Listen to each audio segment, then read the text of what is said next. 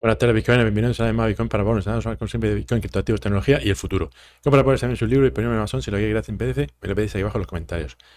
Aquí no sea consejo financiero, sea educación y entretenimiento. Bueno, a ver lo que está pasando. Hay un poquito menos miedo que ayer. De hecho, ya estamos en codicia, oficialmente, 55. Y el precio ha tenido un repunte importante. Vemos aquí 3, 4 velas verdes. Y llegó a tocar los 42 y ahora está ligeramente por debajo de 42. 41, 700, 800 por ahí. Ahora os diré por qué creo yo que ha sido este pequeño repunte en el precio. Bueno, seguimos con hoy. Ahora ya no se puede hablar de Bitcoin sin hablar de ETFs. ¿Qué vamos a hacer? Nos hemos vuelto de Wall Street. Y bueno, el balance después de 11 días es que Grayscale sigue vendiendo, los demás siguen comprando, pero el balance neto sigue siendo positivo en 17.000 Bitcoin.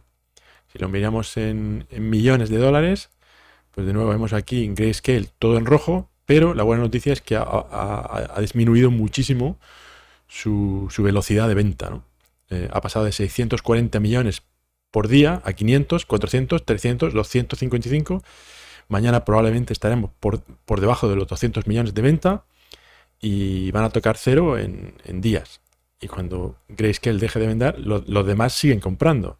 A veces más, a veces menos, pero en cualquier caso, el último día también, el 26 de enero, el balance ha sido positivo por los pelos, 14 millones. Y ya llevamos 1, 2, 3, 4, 5 días positivos, 6 días negativos, pero la suma en millones de dólares sigue siendo positiva, en 759 millones de dólares netos.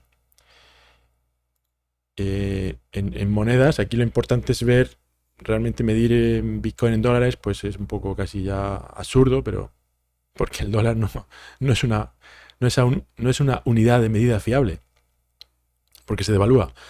Pero bueno, lo importante aquí es medir cuánto está comprando, cuánto tanto por ciento del total están comprando cada uno de estas grandes ballenas, ¿no? BlackRock ya tiene 50.000 Bitcoin, Fidelity va de camino, tiene 44.000 casi, ARK tiene 13.000, Bitwise tiene 12.000, Invesco tiene 6.000, casi 7.000. Esto es lo que cuenta realmente, ¿no?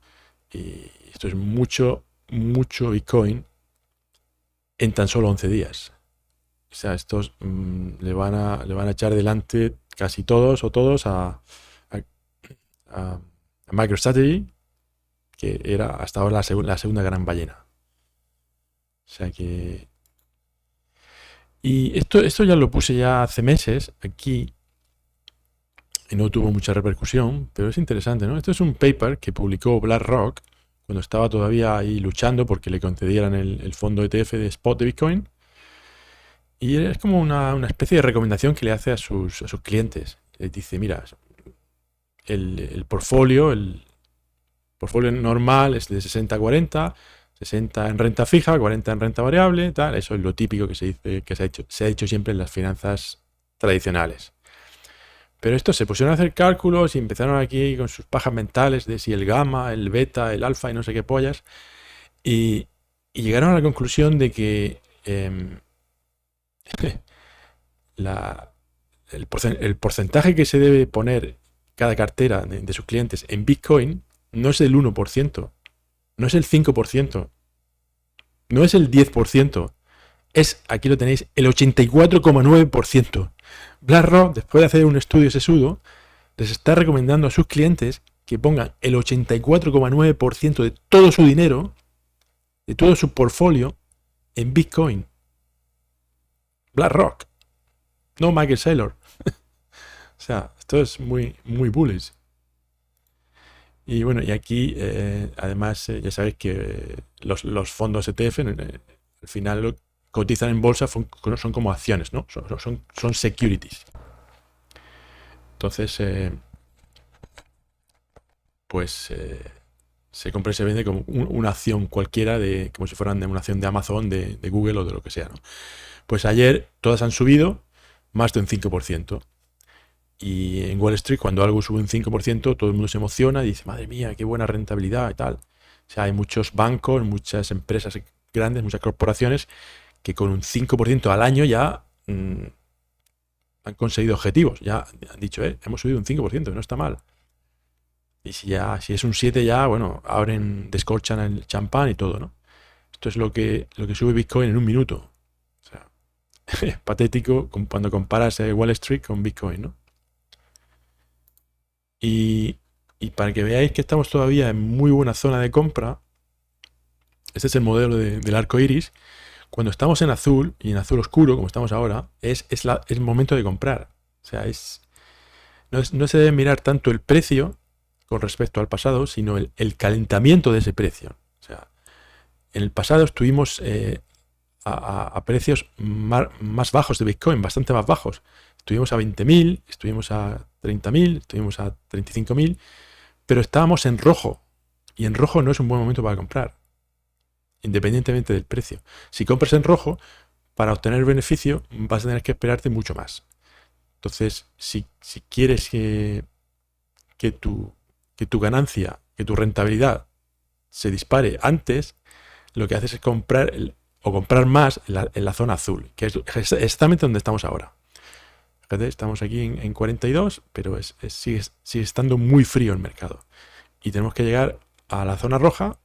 Y la zona roja, pues como esto es algorítmico, no se ve bien, pero yo creo que la zona roja está por los 500.000 o por ahí. ¿Dónde estamos ahora? Ya me he perdido. Ahora, aquí.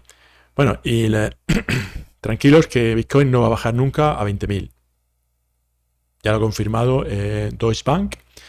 Cuando Deutsche Bank dice que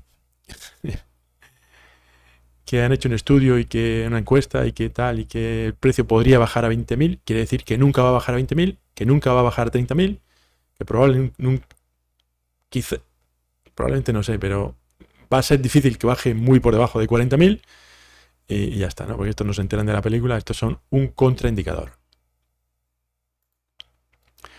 Y la razón por la que creo que ha subido ayer el precio de Bitcoin bastante, un 5% más, es porque parece ser que en China la bolsa pues está un poco jodida. Los chinos son mucho de invertir, siempre están haciendo ahí trapicheos en la bolsa, con el oro, con las cripto y con todo lo demás, ¿no? Entonces, como han visto que el mercado de las acciones chinas está de capa caída, pues han acudido en masa a Bitcoin. Entonces ahora en Hong Kong, ya os puse yo fotos, hay un montón de oficinas como esta, son como cajeros donde puedes comprar y vender Bitcoin. Y a pesar de que en teoría decían que estaba prohibido, ya me gustaría a mí que en España hubiera tanta movida, tanto movimiento de Bitcoin como hay en Hong Kong, ¿no? O sea, creo que puede haber sido la razón para este pequeño empuje que ha tenido ayer. El tema de China. Y bueno, y aquí ya tenemos a Natalie Brunel, que explica un poco por qué los gobiernos quieren que haya inflación.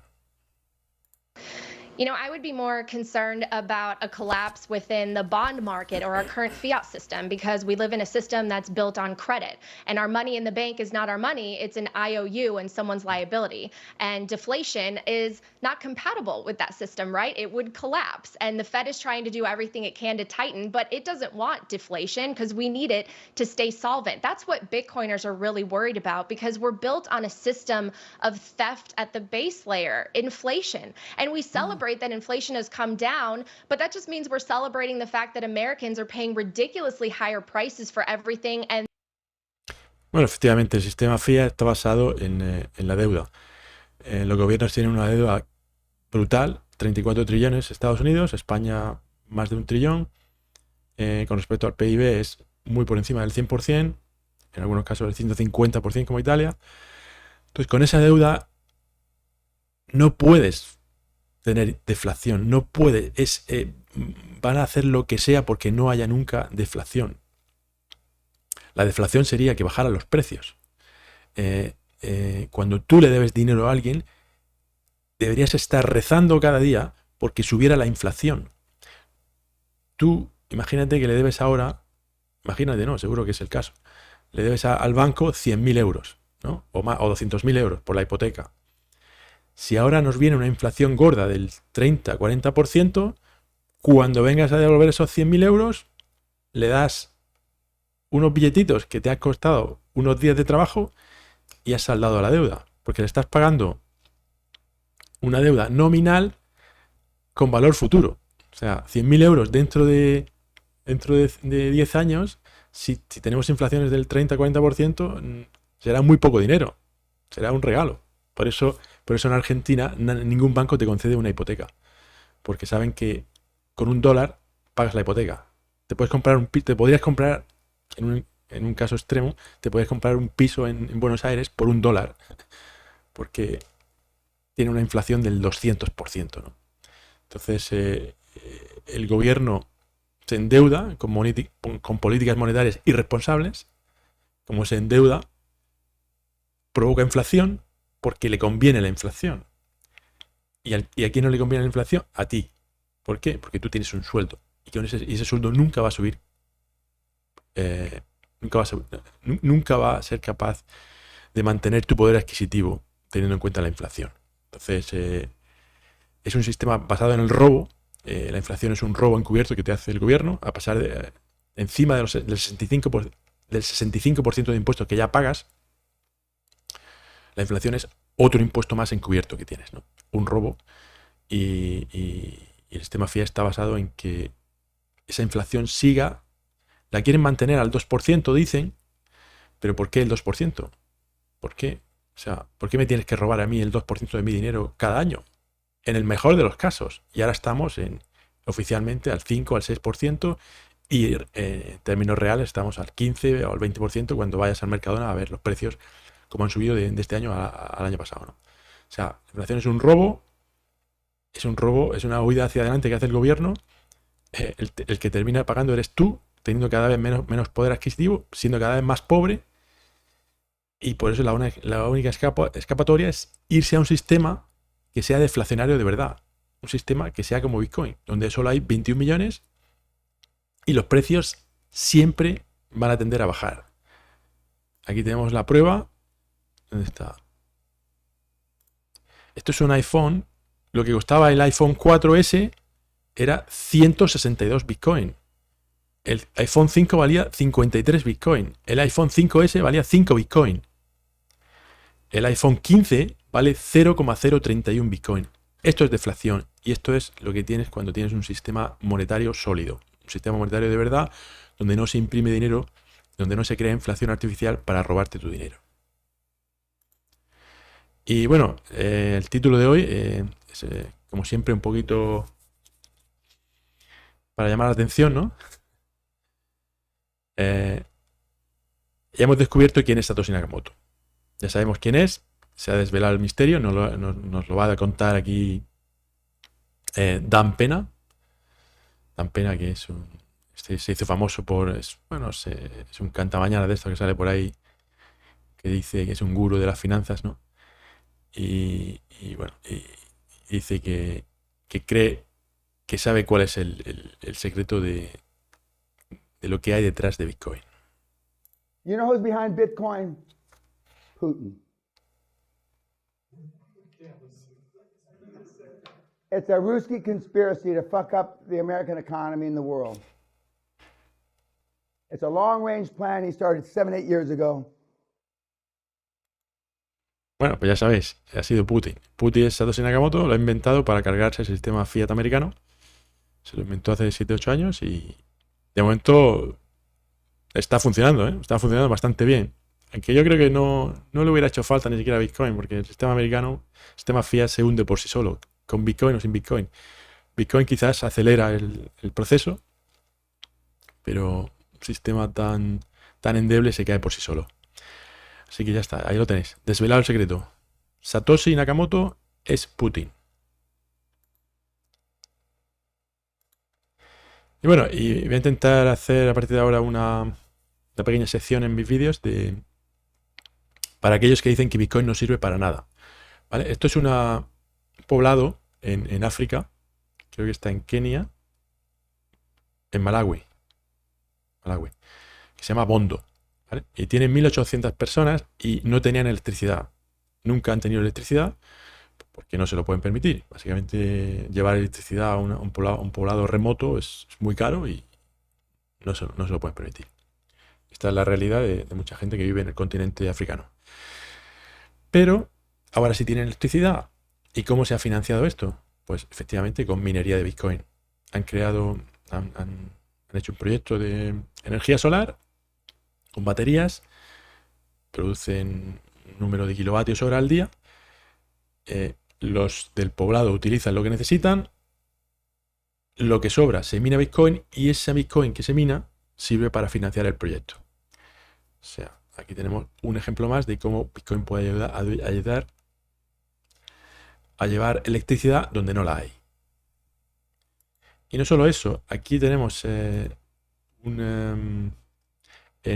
Georgia, el estado, no el país, hay una ciudad donde, de nuevo, pues con minería de Bitcoin se ha financiado un proyecto de energías renovables y ahora todos los ciudadanos de ese pueblo, de esa ciudad, están pagando mucho menos por la luz.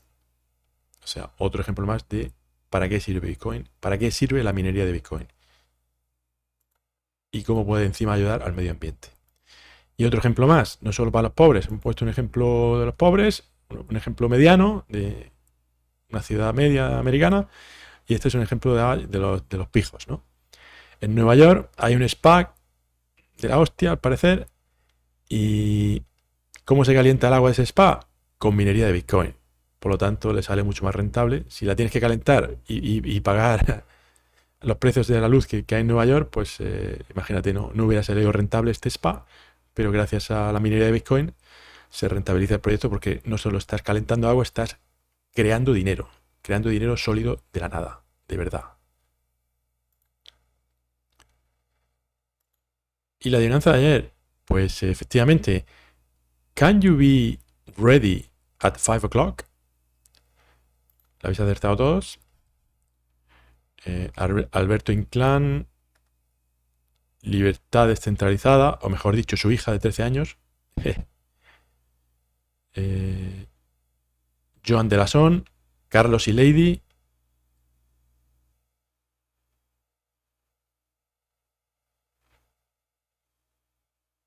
Y creo que no me dejo ninguno. Enhorabuena a todos. Y la de hoy. Imaginaos que tenemos un chimpancé. Se ha apagado la luz. Que tenemos un chimpancé que tiene una vida infinita, que no se va a morir nunca.